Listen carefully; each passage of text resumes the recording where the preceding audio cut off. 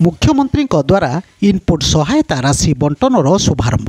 Bargarh जिलार सोहेलाठारे input सहायता बंटन कार्यक्रम शुभारंभ करिसेंती माननीय मुख्यमंत्री श्री मोहन चरण माझी। ଏହି କାର୍ଯ୍ୟକ୍ରମର ଆଭାସୀ ମାଧ୍ୟମରେ ସିଧା ପ୍ରସାରଣ କାର୍ଯ୍ୟକ୍ରମ ଅନୁଷ୍ଠିତ ହୋଇଯାଇଛି ସ୍ଥାନୀୟ ମାଦ୍ରିକାଲୋ ଭବନ ପରିସରଠାରେ।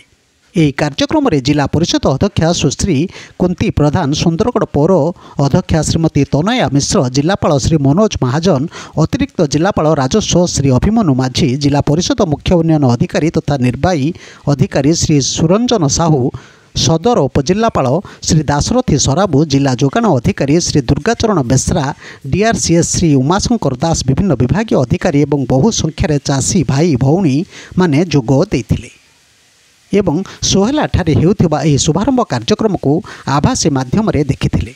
कार्यक्रम रे डीआरसीएस श्री उमाशंकर दास स्वागत भाषण प्रदान पर इनपुट सहायता राशि उपरे सूचना देइथिले। चाषी मानकु प्रति क्विंटाल पिछा 2300 टंका सर्वनिम्न सहायक मूल्य एवं 800 टंका इनपुट सहायता प्रदान कराजिबा नहीं से सूचना देइथिले। एही अवसर में जिल्लापाल श्री महाजन एही इनपुट सहायता चाषी मानकर उन्नति आनिबा दिगरे विशेष सहायक हेबो बोली से प्रकाश करिबा सहित जिल्ला रे धान संग्रह प्रक्रिया, मंडी परिचालना आदि निमंते सरकार एवं प्रशासन द्वारा ग्रहण करा जाउथिबा विभिन्न पदक्षेप एवं सुविधा सुजोग आदि गुड़िक उपरे आलोकपात करथिले।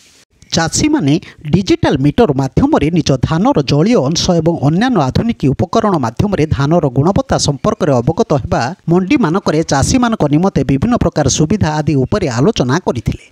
चाषी माने किभଳି भाबे तांको क्षेत्र में भल उत्पादन करिपारिबे, किभଳି भाबे चाषी उन्नति घटिबा सहित तांको आर्थिक मानदंडर विकास घटिबो, जिला सहित समग्र राज्य में किभଳି भाबे चाष प्रति आग्रह बढ़िबो ताहा उपरे कार्यक्रम में आलोचना करा जायथिला।